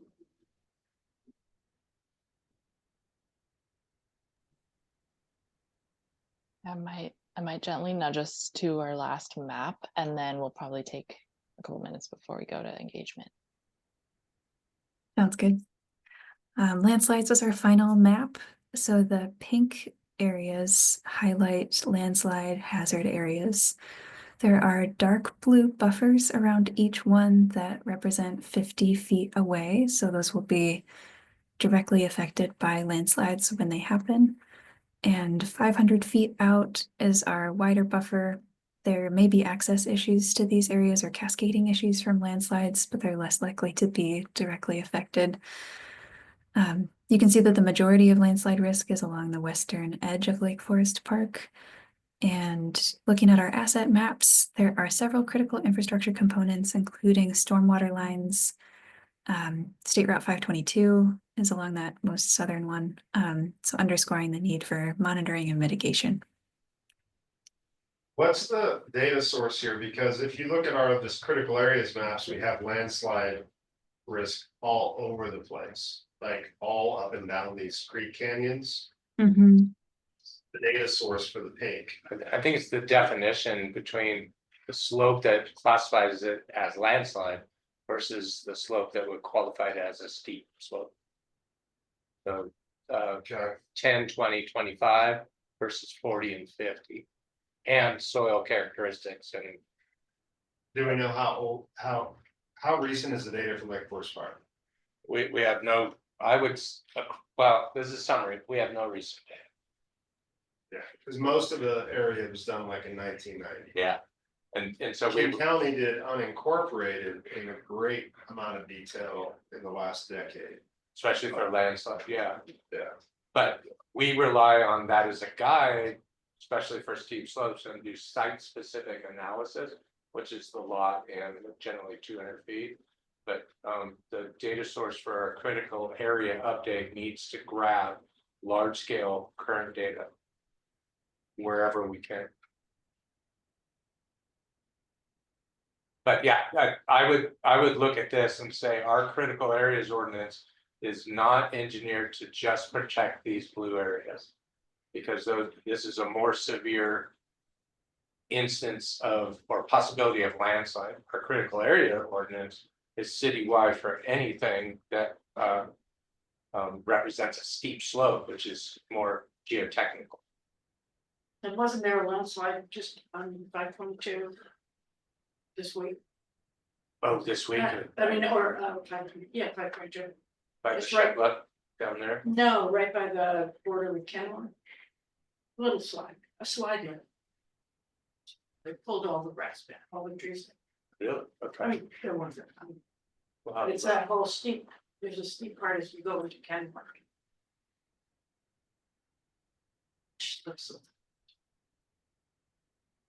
There's a sign that says hazard landslide area.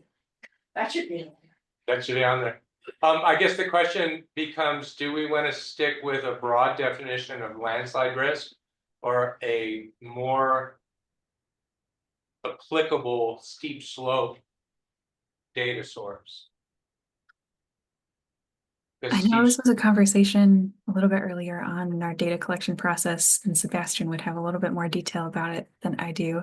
I know this was an older data source that we ended up using, and I think it was because otherwise the city was just fully highlighted with landslide risk, which made it tricky to prioritize areas for landslide policies.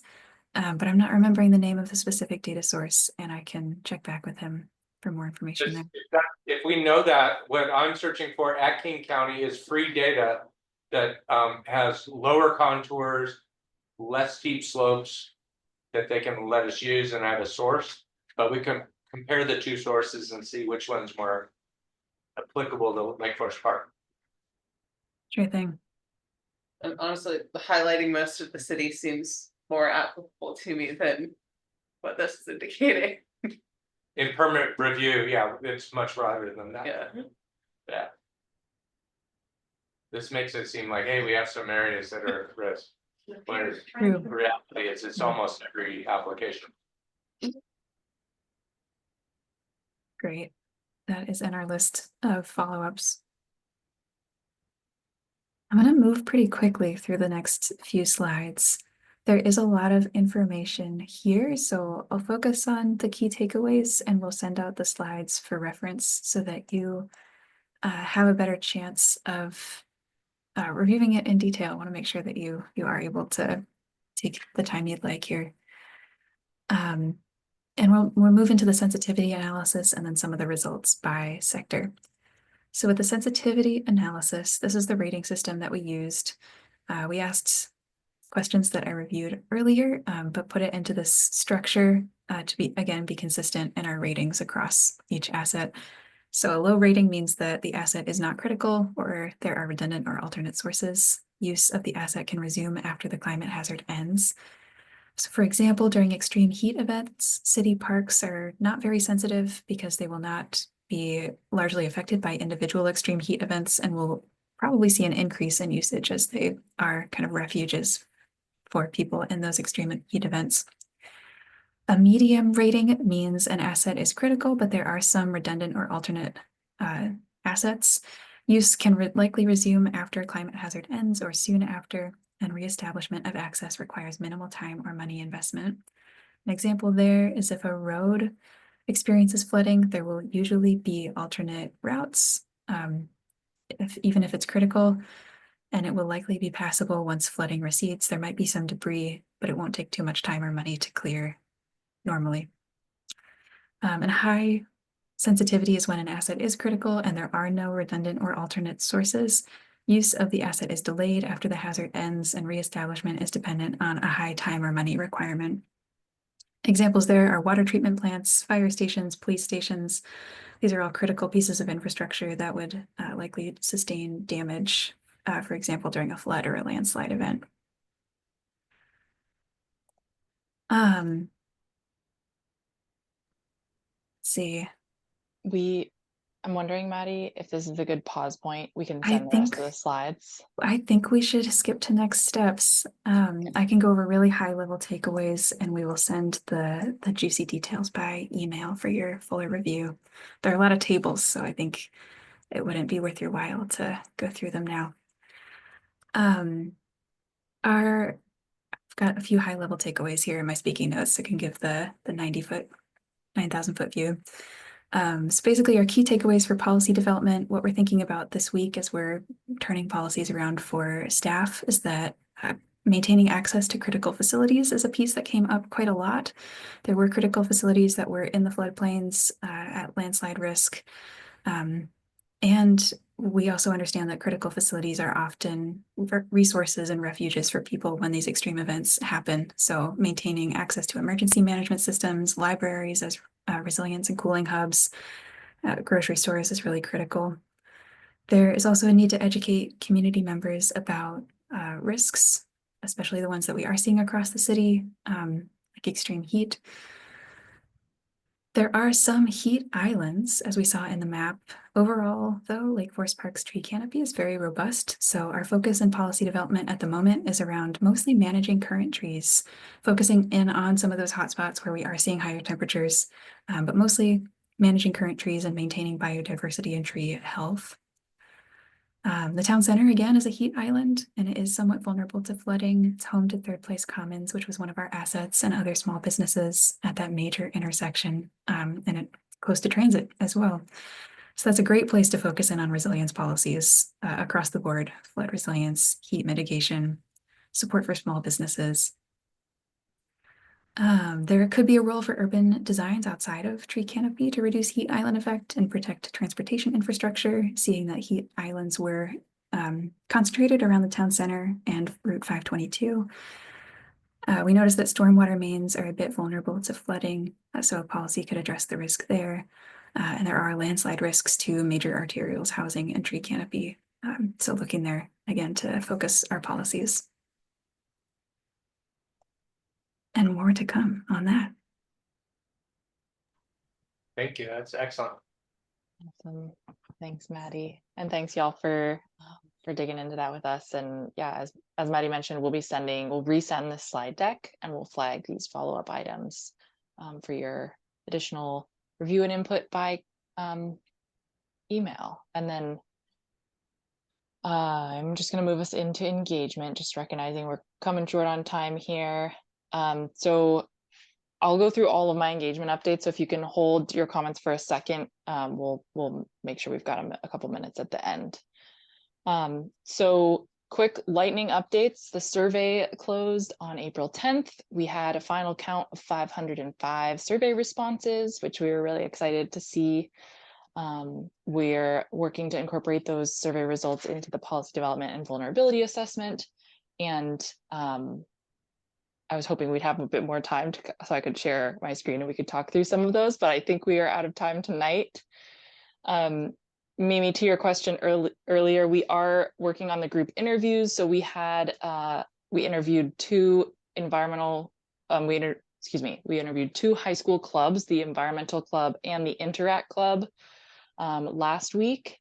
And then we had planned to have a interview with the senior center this week, but unfortunately we had no one sign up. So we did have to cancel that. And then we sent out an invitation through Celia to the local merchant listserv for folks to reach out if they wanted to talk from a business perspective. And we didn't receive any responses there. And unfortunately didn't hear back from the Stewardship Foundation either. So some mixed results, but I was really pleased that we had great engagement with the youth audience, and my colleague Sarah and I had a great time coming to the Green Fair on March 29th. So we're incorporating some of the takeaways from that as well. And then my last engagement related update is we are planning for an open house on May 1st. We're very excited. We have a flyer, which I'll be sharing with you after this meeting. And we're hoping that you can share this flyer widely, with whoever you'd like. I would really love, and this is where I'd really love to get y'all's input. I'm hoping that you as CPET members might be willing to attend and join the open house to potentially start reviewing those draft policies, and that will help prepare for the May. Oh, I'm wondering if I had the date wrong there. May 14th. Yeah, I did have the date wrong. Whoops, my bad. The May 14th CPAT meeting. And then if you're interested in having a slightly larger role at that open house, if you want to kind of share what you've, it'll be a bit of a mingling and walking around to different stations. So there's no formal programming, other than we'll have a number of posters, and then we'll have our project team there to kind of guide folks through the process. So let me know if you have an interest in participating. If you're able to join, we'd love to have you there. And I think it would be a good way for you to get exposed to the policies in advance of our CPAT meeting. And then we are going to do We'll have an interpreter, a Spanish interpreter on site. So that, and we'll also have some kid-friendly activities. We'll have light refreshments, and we're going to do a little passport approach. So as folks fill in their passport at each of the stations, they'll be entered to win a raffle prize. So we're gonna have a few gift cards to local businesses that folks could potentially win for participating. Okay, any questions about these engagement updates before we shift to our action items and next steps?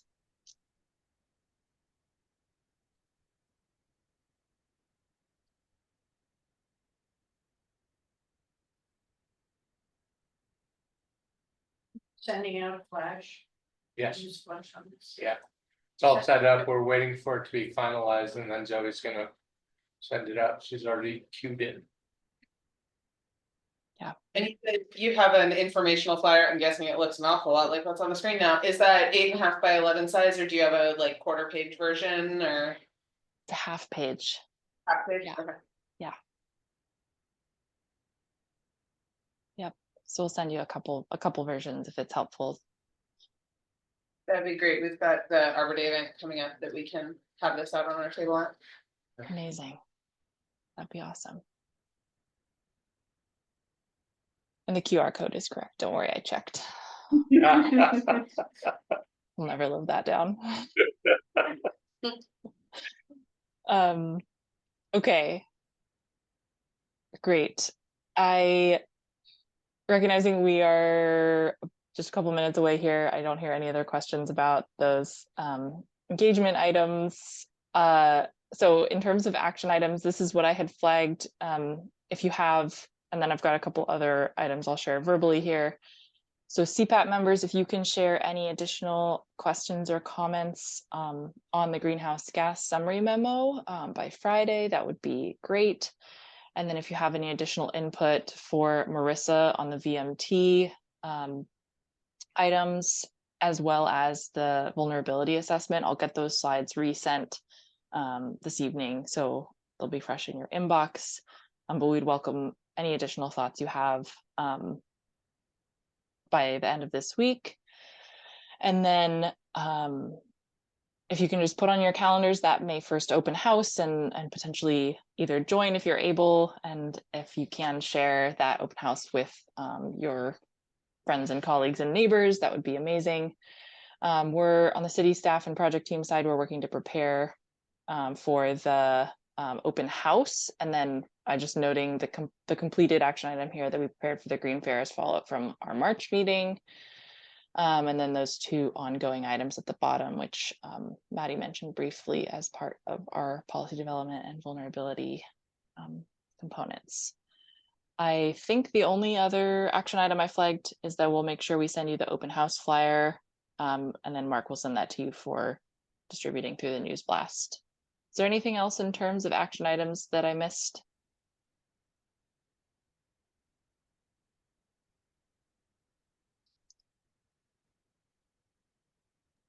I will check in with Seb about the landslide data and connect with Mark about the county data source. And just confirming that we did hear the feedback from the greenhouse gas summary. So we've summarized that. We've got a couple questions for the city and a couple questions for our team to make that a little bit more clear. Good flags. Thanks, Maddie.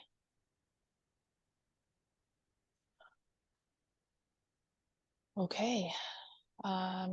Great. And then just noting we're approaching our final couple of meetings. So our last meeting will be, last two meetings will be May 14th and June 2nd. And as we mentioned, we'll be focusing in on the policy, the specific policies and the full climate element at our next two meetings. But with that, I think David and Ann, I'll pass it over to y'all for any closing thoughts before we adjourn.